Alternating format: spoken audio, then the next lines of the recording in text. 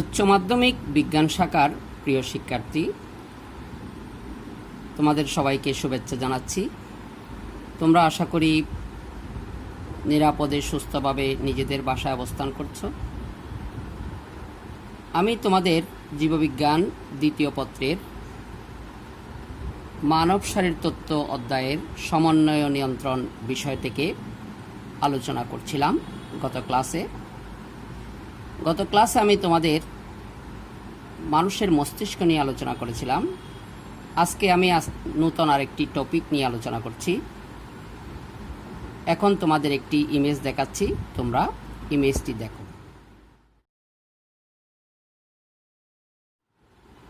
প্রিয় শিক্ষার্থী, তোমরা ইতিমধ্যেই ইমেজটা দেখে বুঝতে পেরেছ এটি মানুষের চোখ।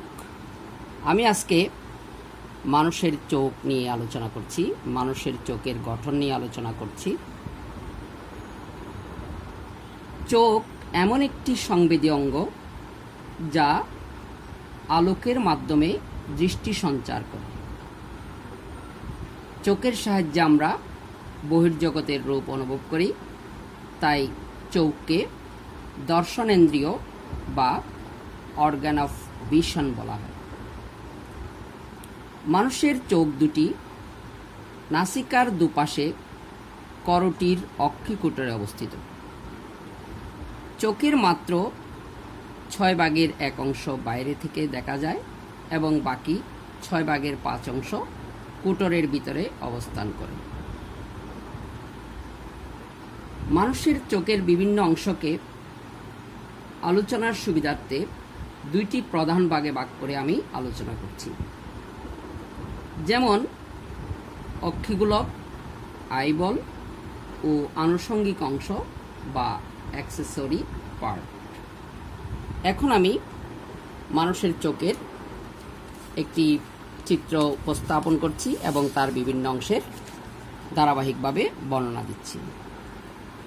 তোমরা চিত্রটি দেখতে পাচ্ছ।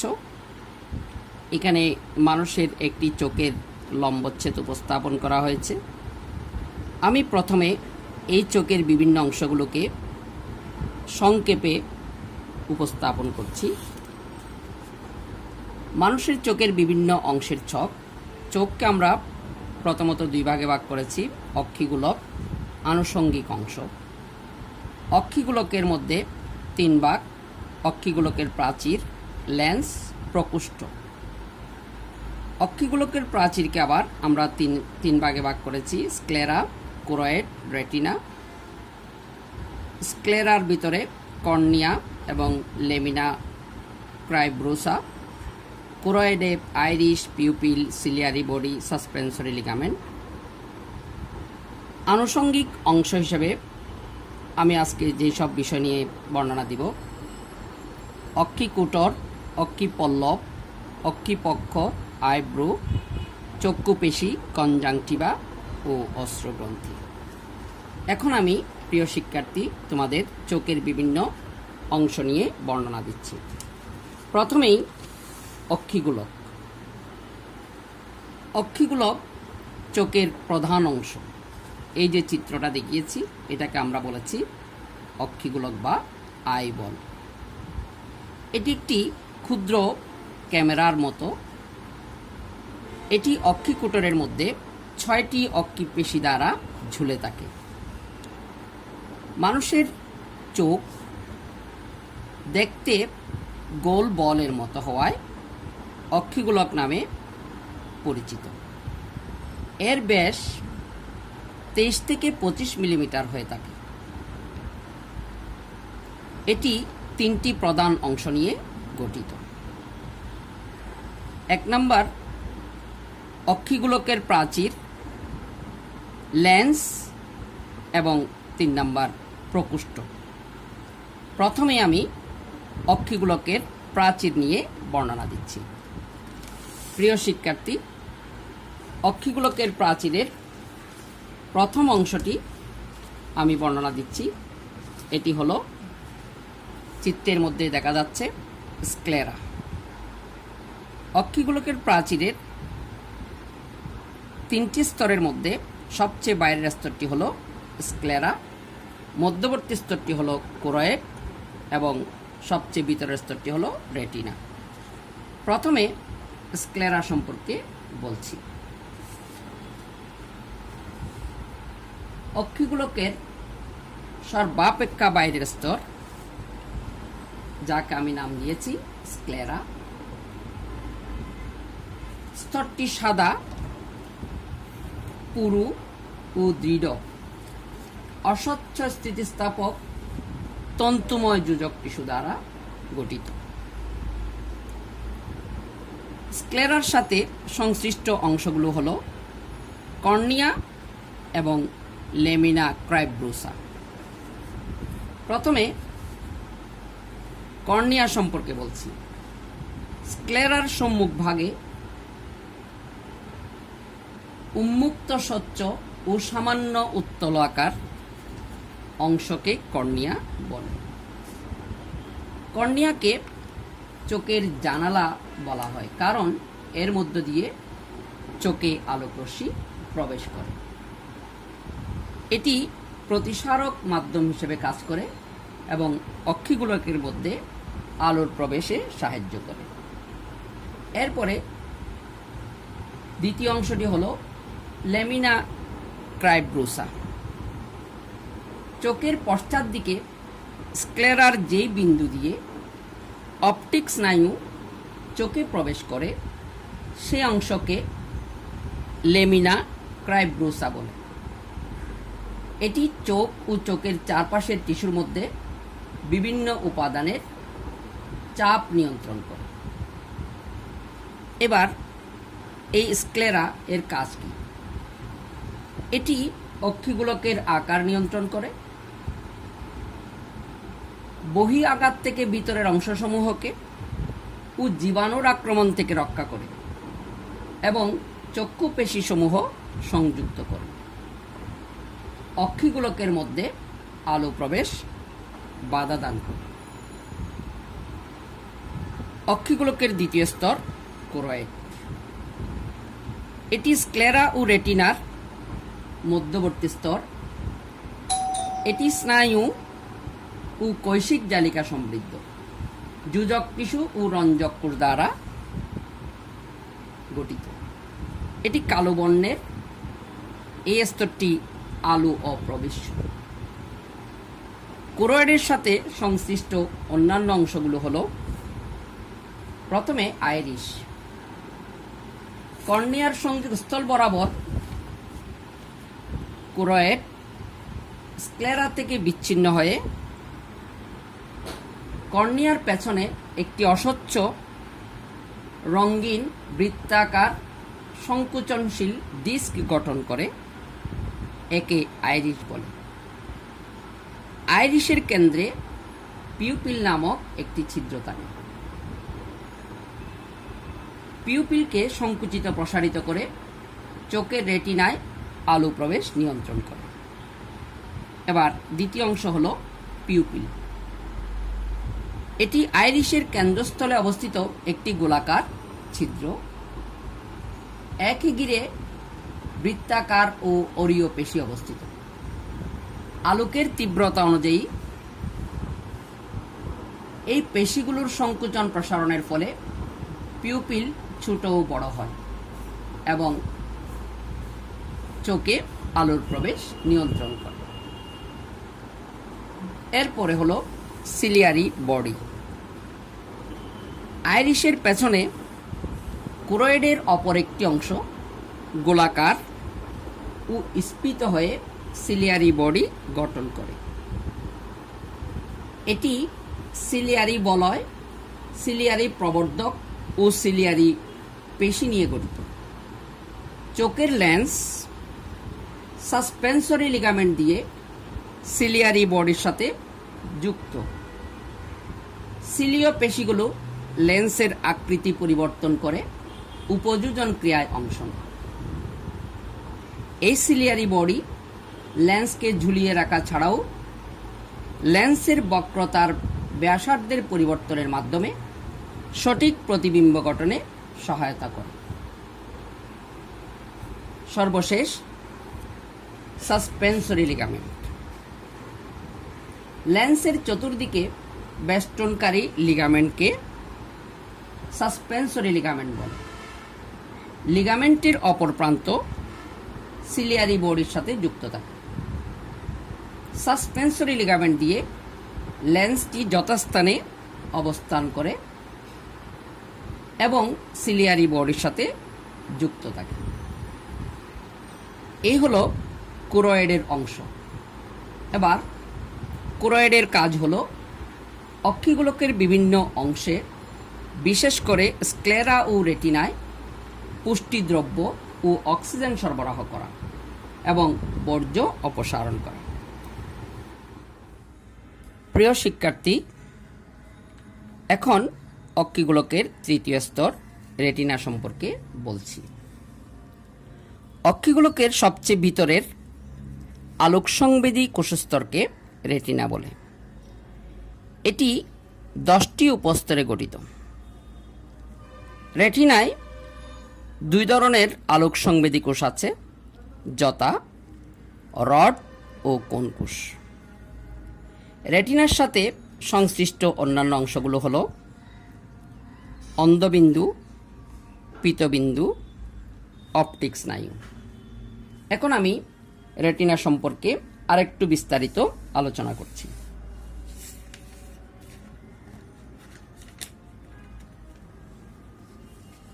প্রিয় শিক্ষার্থী, রেটিনায় যে 2 ধরনের আলোকসংবেদী কোষের কথা বলছি, অর্থাৎ রড ও কোন কোষ। রড কোষগুলো বাইরের খণ্ড রড আকৃতির। এতে রোডোপ্সিন নামক আলোকসংবেদী রঞ্জক পদার্থ রয়েছে। অপরদিকে কোন কোষগুলোর বাইরের খণ্ড কোণাকার এবং এতে আয়োডোপসিন নামক আলোকসংবেদী রঞ্জক পদার্থ রয়েছে।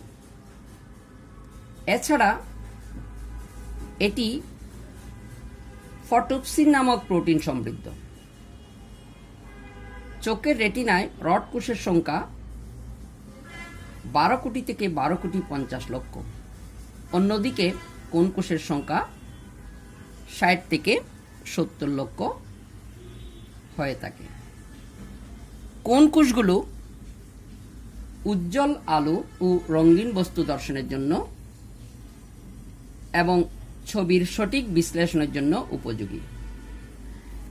রড কোষগুলো অনুজ্জ্বল আলোতে দর্শনে উপযোগী।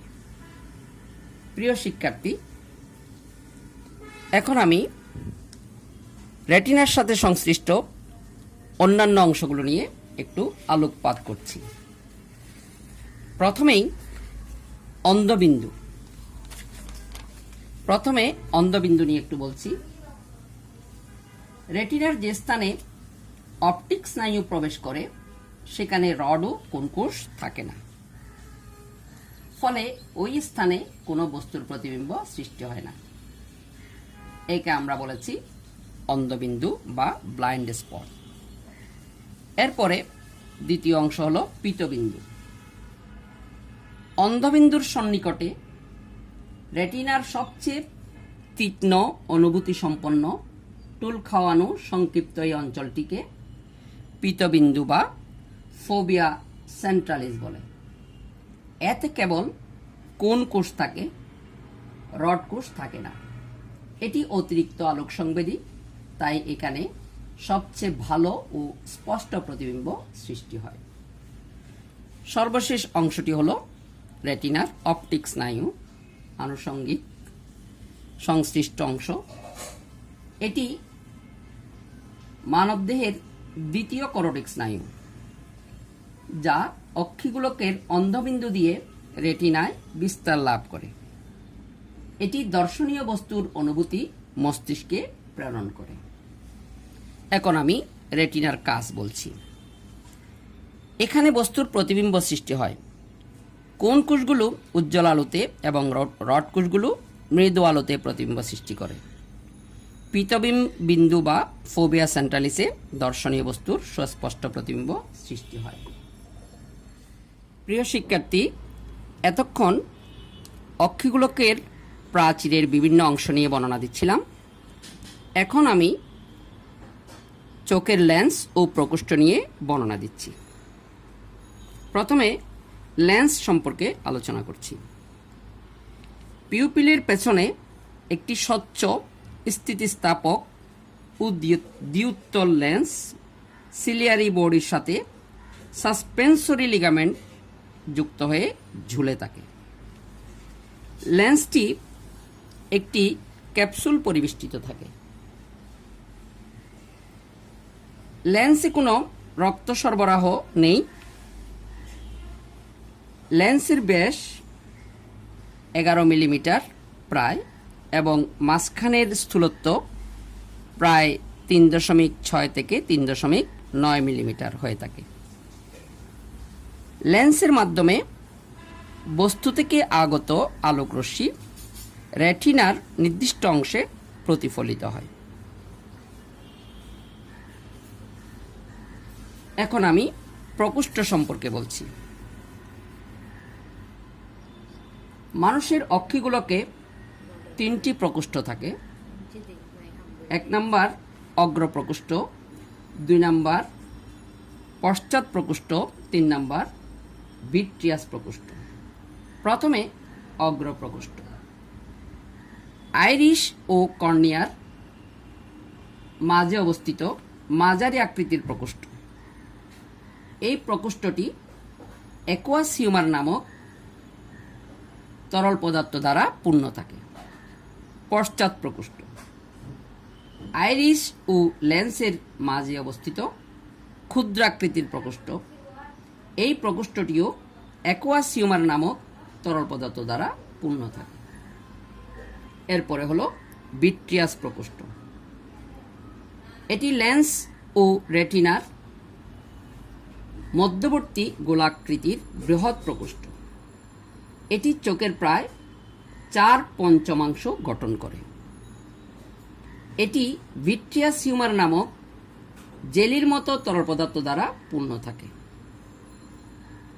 ভিট্রিয়াস হিউমারে 99% পানি এবং 1% কোলাজেন ও হায়ালুরোনিক অ্যাসিড থাকে।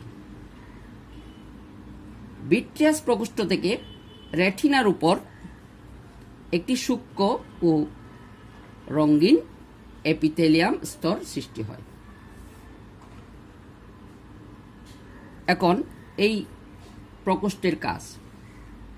অক্ষিগোলকের বিভিন্ন প্রকোষ্ঠে বিদ্যমান তরল চোখের সঠিক আকৃতি বজায় রাখে, চোখের অন্তঃচাপ ও বহিঃচাপ নিয়ন্ত্রণ করে, আলোকরশ্মি প্রতিসরণ করে এবং রেটিনা ও লেন্সের পুষ্টি যোগায়।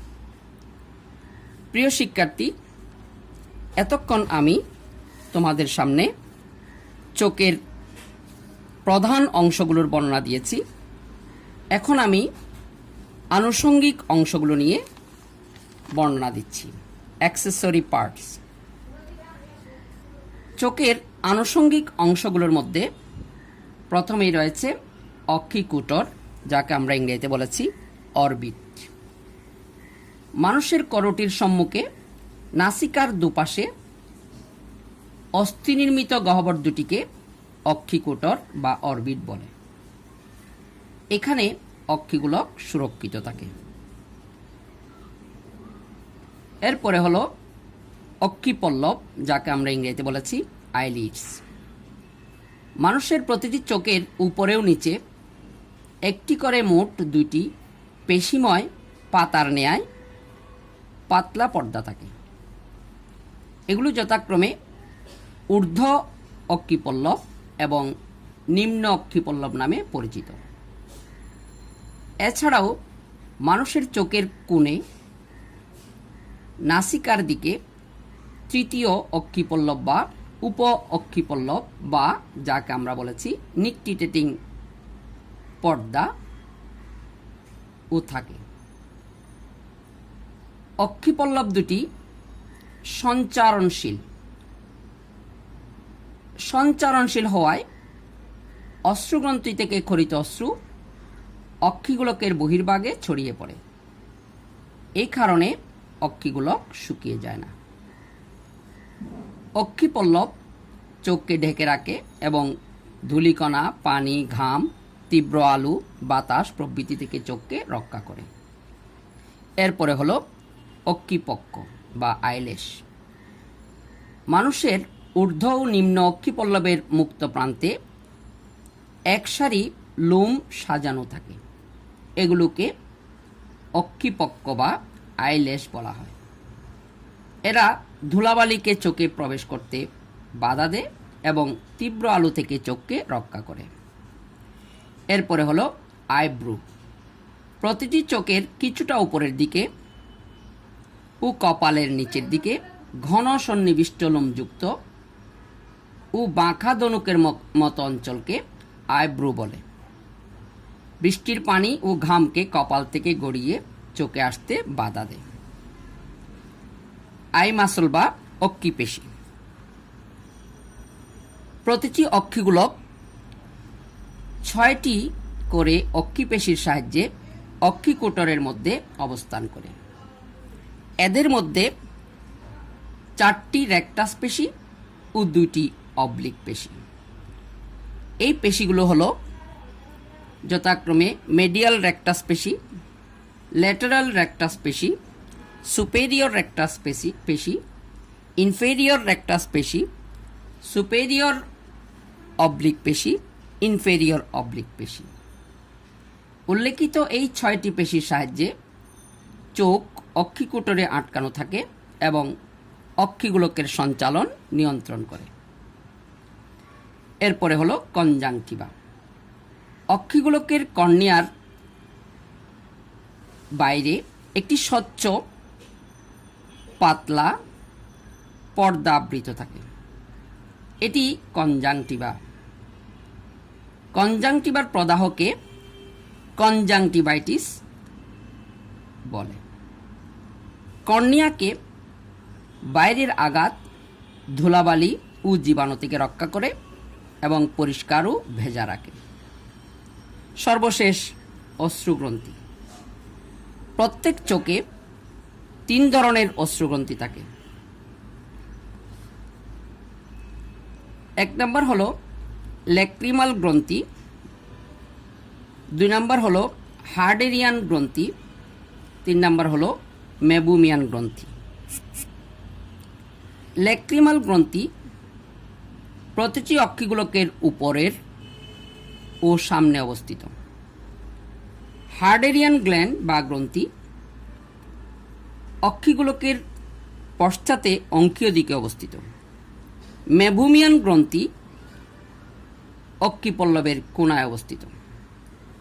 প্রিয় শিক্ষার্থী, এই 3টি গ্রন্থির কাজ হচ্ছে হার্ডেরিয়ান ও মেবুমিয়ান গ্রন্থি তৈলাক্তক্ষরণ করে, অক্ষিপল্লব ও কর্নিয়াকে পিচ্ছিল রাখে।